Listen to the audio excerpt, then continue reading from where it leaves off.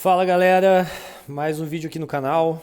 Eu sou o Yuri, sou fundador aqui da Zins e estou fazendo esse canal aqui que é a ideia de um diário de um CEO em construção. E eu acho que o vídeo de hoje vai ser bacana, vai ser foda, porque eu vou falar de uma coisa que acontece com todo empresário e que pra mim a primeira vez foi novidade e como que eu reagi a isso. Antes de falar qualquer coisa, compartilha aqui esse vídeo, comenta, dá like, dá dislike, porque olha, cara, eu não vou ficar fazendo vídeo pra sempre, provavelmente se vocês não curtirem, não vai fazer sentido pra mim, porque eu só tô fazendo esse vídeo exatamente pra ter feedback, né? Então, pô, se vocês não comentarem, então foda-se, então eu vou deixar quieto, beleza? Hoje é domingo, tô aqui no escritório, fazendo o que é o horário que dá pra fazer, então espero que vocês que estão aí do outro lado, acompanhem aqui comigo porque não é fácil, beleza? Não é fácil, mas a gente faz o que tem que fazer. Não faço isso com saindo de casa geralmente com alegria. Tem vídeo que a gente gosta, tem vídeo que a gente não gosta de fazer, mas enfim, vamos lá. O vídeo de hoje que eu quero conversar é basicamente sobre processo. A, a gente foi processado uma vez, não foi só uma vez, e eu quero contar um pouquinho para vocês como é que acontece quando você é processado. Se você já é velho, né, macaco velho, já entende como é que isso funciona, fica aqui comigo para entender um pouquinho da reação de um cara que acabou que acabou não, que faz pouco tempo que passou por isso. E às vezes você pode compartilhar uma coisa comigo que provavelmente algumas das informações que eu vou passar aqui eu não sei por completo. Então, putz, compartilha aqui a tua informação comigo. Então, primeira coisa é que quando você é processado, assim, hoje no Brasil, primeiro que começa que você tem o Código do Consumidor, né? O Código de Direito do Consumidor, que é o CDC. E, cara, em suma, se você vai abrir um CNPJ, você já perdeu o jogo. Esse, assim, trabalhista, CDC, tudo é contra o empreendedor. E eu não estou falando isso como vitimismo, estou falando isso que é a realidade brasileira. Então, se você está abrindo um negócio no Brasil, você tem que estar ciente disso. E, de novo, não é vitimismo, é saber o jogo que você joga. É que nem meio que um pouquinho daquele livro do Arte da Guerra, né? Você tem que entender do seu inimigo, né? Não estou chamando o Estado como inimigo por completo, mas você tem que entender o jogo que você está jogando. E se você não entende, você já começa errado. Só que a verdade é que ninguém está preparado para isso. Então, no Brasil, quando a gente começa a entrar nesse mercado, você tem vários direitos, você tem muito mais direitos do que deveres. E aí, por conta disso, as pessoas, quando começam a entender isso, começam a utilizar ao seu favor. Isso significa que todo mundo é sem vergonha? Não. Isso significa que muitas pessoas entenderam que dá para procurar os seus direitos através de um modelo judiciário. Eu vou falar aqui que, por vezes, o cara que é ruim e que é processado e deveria estar sendo não acusado, né, condenado por um erro que cometeu, por conta da demora no Brasil em resolver os problemas, isso é um pepino. E aí, por conta disso, o brasileiro médio sabe disso e acaba fazendo as cagadas que ele faz de propósito, porque sabe que não vai dar conflito. Só um parênteses aqui, eu estava fazendo uma pesquisa de talvez no futuro a gente levar as ZINs para os Estados Unidos e tal, mas isso é longo prazo, não é de curto prazo. Só que quando aparece uma oportunidade ou outra para pesquisar, a gente pesquisa. E a gente foi conversar com algumas empresas, algumas pessoas que estavam abrindo lojas no Brasil para falar sobre reforma. E a gente falou, pô, pô, as ZINs funcionam assim, assim, assado e tal. Como é que é essa dor de construção civil lá nos Estados Unidos, aí nos Estados Unidos? Como é que é? Ele falou, eu falei com umas 2, 3 pessoas e eles falaram, cara, existe dores sim, só que esse negócio que tem no Brasil institucionalizado, que é esse golpe do prestador, então conhecido, né, um golpe institucional, né? Você pega o dinheiro e pode assumir que está tudo bem. Não existe nos Estados Unidos e não existe nos Estados Unidos porque as pessoas são bonzinhas, boazinhas, né? Basicamente todas as pessoas que eu conversei separadamente falaram, é que aqui o processo funciona. Então, cara, a lei funciona. Se você der golpe, você vai cair de uma forma lá de trabalho lá que que você definitivamente vai cair, vai ter que pagar por isso, cara. E aqui no Brasil não funciona. Dito isso, vamos voltar aqui. E a gente recebeu um processo, não foi hoje, mas como que funciona? Então eu tenho duas frentes, né? Eu tenho duas frentes, não, eu tenho algumas frentes. Eu tenho a fase Procon, onde basicamente você, consumidor, vai lá e reclama. A gente já teve isso, uma reclamação no Procon lá em 2022, 2021, quando as ZINs não eram as ZINs que é hoje. A gente recebeu essa demanda e, sinceramente, quando eu cheguei, como é que funciona, né? Você chega em casa, você geralmente tem um endereço fiscal, o teu primeiro endereço fiscal é na tua casa, geralmente. Aí você chega em casa num dia normal, que tá resolvendo pra caralho de pepino. E aí você chega na tua casa e uma cartinha do Procon. E aí eu recebi a cartinha, eu nunca tinha recebido aquilo. O porteiro pede para você assinar, você assina, você não acredita no que está acontecendo. E a partir dali, os próximos minutos você começa a ficar eufórico. O coração a bater mais forte, começa a suar frio. Porque você acha que todo mundo vai acabar, assim, essa é a verdade. Tu acha que tua empresa é uma merda, você é um merda. Tudo que o cliente falou é verdade e aí que a gente começa o primeiro erro. Eu tenho um pai empreendedor, né? Ele tem uma empresa familiar, ele e minha mãe, de eventos, casamentos, essas coisas. E eu liguei para ele, eu falei, cara, eu tô com uma carta do Procon, não sei o que fazer e tal. Ele deu risada, essa foi a verdade, ele deu risada. E falou, não vai ser o teu primeiro, não é o teu primeiro, é o seu primeiro, mas não vai ser o teu último, então eu já recebi processo para dar bicuda e faz parte do negócio, ninguém mandou empreender, essa é a verdade. E, bom, o Procon basicamente te dá um prazo, pelo menos para mim, né, pelo que eu entendo, ele te dá um prazo máximo que você pode, para ir lá e relatar a sua versão. Foi isso que eu fiz, né, a gente não tinha advogado, a atual esposa, né, que não era esposa na época, era namorada do meu sócio, ela nos ajudava porque ela é advogada e ela nos auxiliou a entender sobre isso e aí eu fiz uma defesa, fui super atrás, fiz um monte de print e tal, eu fui lá no Procon pessoalmente com os papelzinhos impressos e tal e levei minha defesa e fiquei esperando. No fim não aconteceu nada, então ficou meio que como um registro de reclamação das ZINs. Eu entendo que acho que o Procon para pequenas e médias empresas é para isso, né? O Procon funciona, acho que melhor para grandes empresas, regulamentar exageros e tudo mais, eu acho que funciona, mas para nós acho que ficou meio que uma reclamação registrada e ficou por isso. Aí tem outras frentes, tá? Quando a gente sai da seara extrajudicial, que são as judiciais. E é quando você recebe um processo. O processo, ele pode ser de várias maneiras. As maneiras que eu conheço até o momento são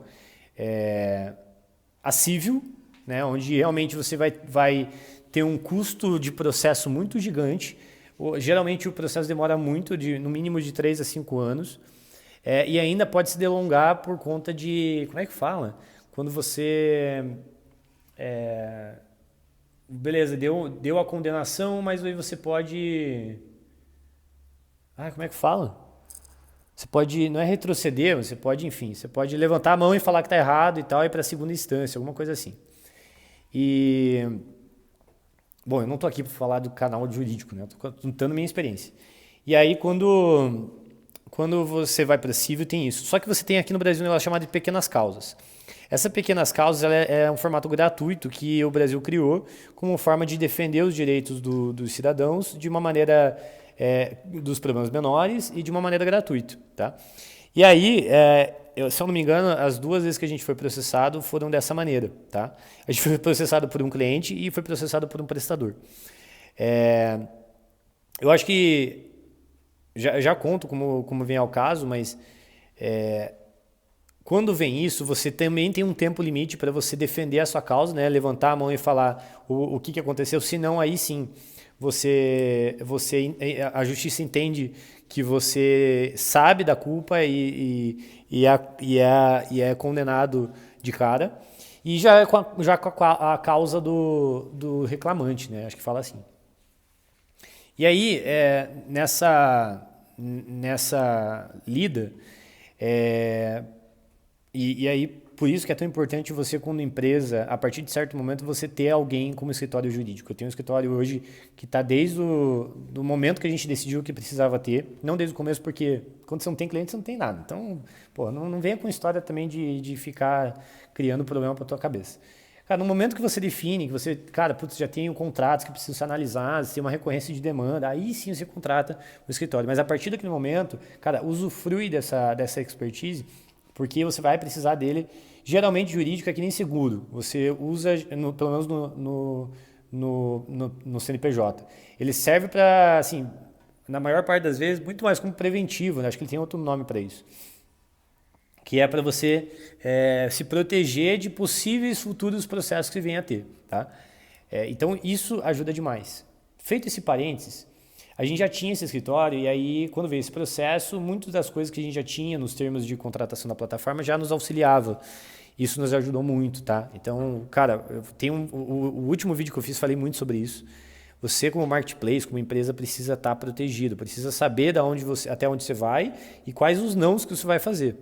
E seja consistente em relação a isso. Bom,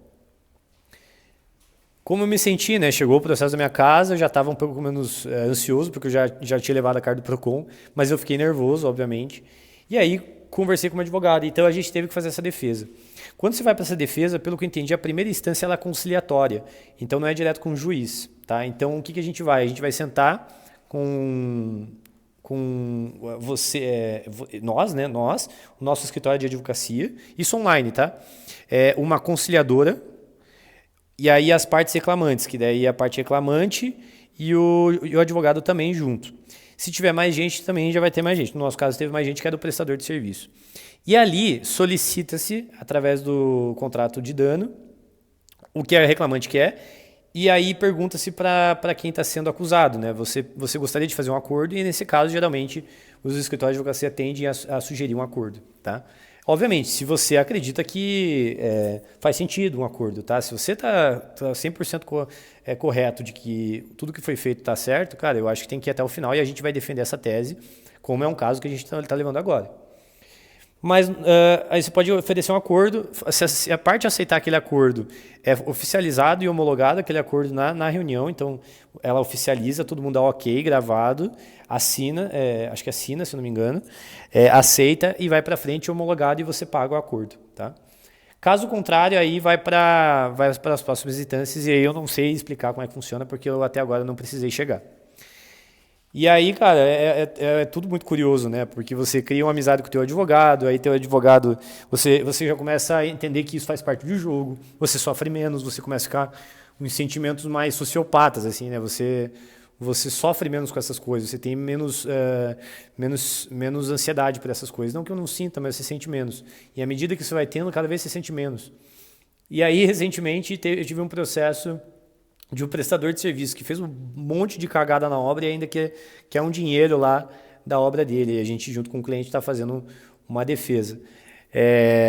Não posso contar, obviamente, mais detalhes e tal, mas é importante para vocês entenderem como é que funciona esse passo a passo. E aí, cara, quando você entende que você tem um escritório de advocacia que está com você e é teu parceiro, então a gente não contrata por demanda, a gente criou um fluxo mensal que gera um custo fixo para mim, isso é verdade.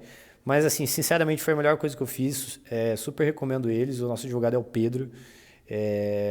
Vou recomendar ele para todo mundo. Já indiquei, sei lá, acho que uns 10 clientes para ele. Acho que já briguei com ele que todo o faturamento da loja dele, 50% deve ser nosso. Mas é um cara 10, assim, que nos ajudou muito. Inclusive, para nós, startup, ele nos ajudou também em contratos de investimento, que eu vou fazer vídeo aqui só para falar de captação de investimento e rodada. E, inclusive, é um momento crucial para ter advogado. Crucial para ter advogado. Mas aí, um último tópico aqui que eu anotei para não deixar de falar. Então, o que fazer depois de tudo isso? E a verdade é, cara, segue a tua vida normal. Simples assim, tu vai seguir tua vida normal,